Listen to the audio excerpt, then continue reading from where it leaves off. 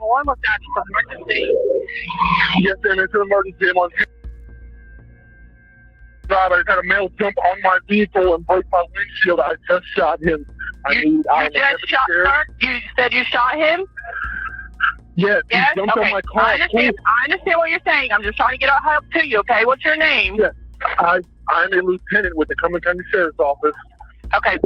Okay, listen to me. Are you right beside the subject? I am. Okay, is he breathing? He's gone, man. You said no, ma'am, okay. He's not. He's okay. gone. When did this happen? Just now. Okay. I need you to stop these people gathering. Yeah, it always throws us off a little bit when we have someone on the phone identify themselves as a police officer, because we're so used to just talking to our guys on the radio. So when one calls in, we're like, oh, this is a little different. Okay. And then to hear that he actually shot and killed somebody, that takes it to a whole other level. So, but we still have to treat it like any other call. Like, that's great that you're an officer.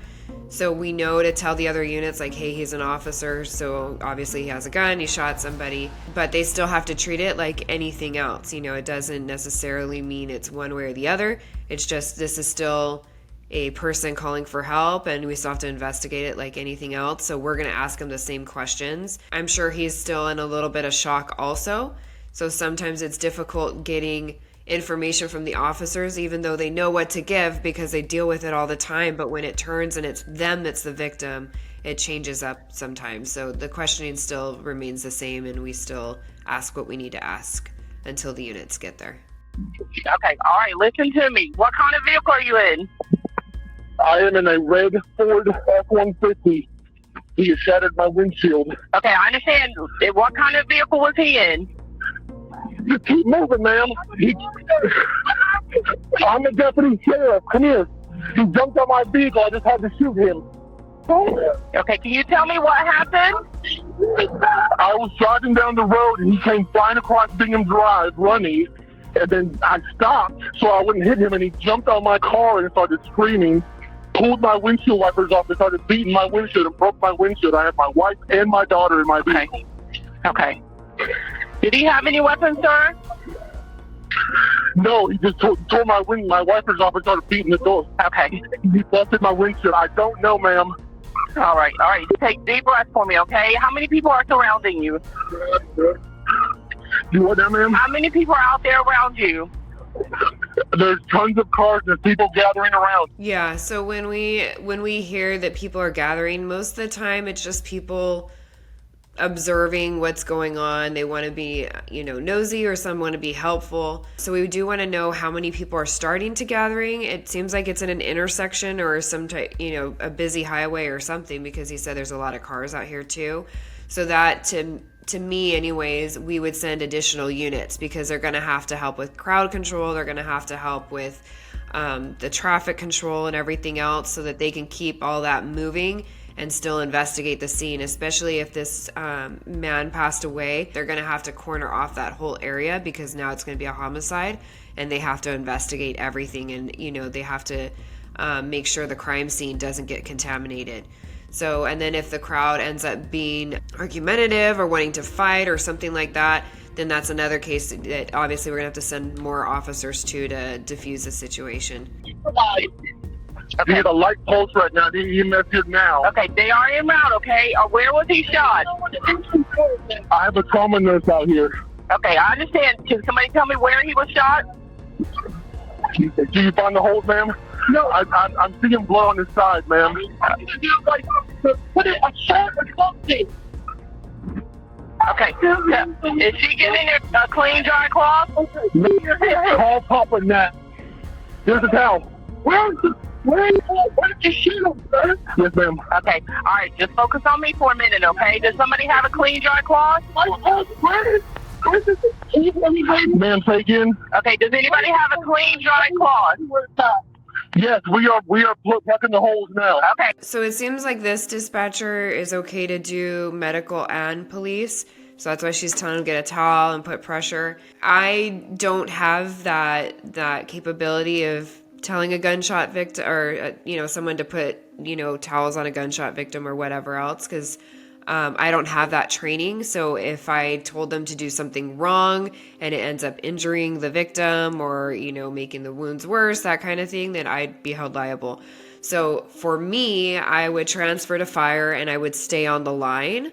So that way they could help. And then if I need to interject and ask a question, I could, and fire could help them out and say, this is what you need to do to help the victim. In a case like that, I mean, she's saying she's a trauma nurse. So they have a first responder on scene to start helping with the victim. And, I would just tell him like, okay, let her do her job. But yeah, you could tell he's obviously flustered and in shock too. And, is trying to help the nurse and trying to help the dispatcher and then trying to process, I think, everything that's been going on in his head. Hey, all right, tell her to keep pressure on the hole and don't lift it up. Now, where did you shoot him? Where did you shoot him? I don't know.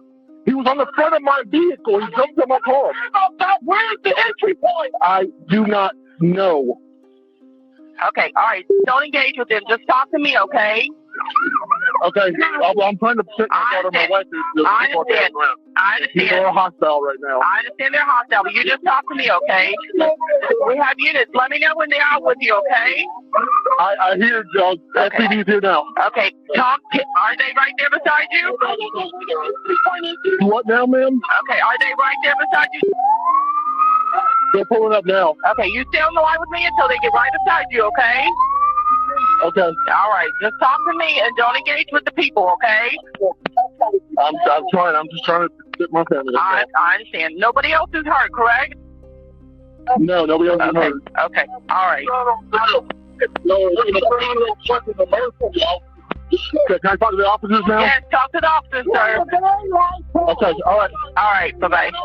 Yeah, I thought the dispatcher did a good job staying calm and asking the questions she needed to and trying to keep redirecting him to pay attention to her on the phone instead of interacting with the crowd like he was mentioning that they were getting hostile. So there's no point in trying to reason or explain yourself to these people because they don't want to hear it. They're just seeing somebody on the ground. And so she did a good job keeping him on the line and trying to keep him calm. He was obviously in shock with what was going on and scared for his family. But she got out what information she needed from him and she did a really good job. It's very rare that dispatchers get called into court for things like this because we just do the audio, right? And we're not seeing anything, we're just hearing it all. And so they could just play our tapes in court. Now, if they want to ask us what we heard or what we were thinking about what we heard and why we translated it that way to the officers or into the call, then that's something that we could be called in for. I think I've been at court over the last 24 years, maybe 3 times and only had to testify once. For me, I had to testify for the victim because he was disabled. So I had to say how I would feel if I were him and how it was coming across how the suspects were treating him. So that's what I had to do. But yeah, it's pretty rare for something like that unless maybe they might want to ask, because we abbreviate everything too in our CAD. And we don't type in full sentences. It's very broken up and abbreviated. So that might be why we get called in, like, what does this mean kind of thing? And we just have to translate it from dispatch talk to, real world talk kind of thing. So I don't think if this had gone to court, she would be called in for any of that.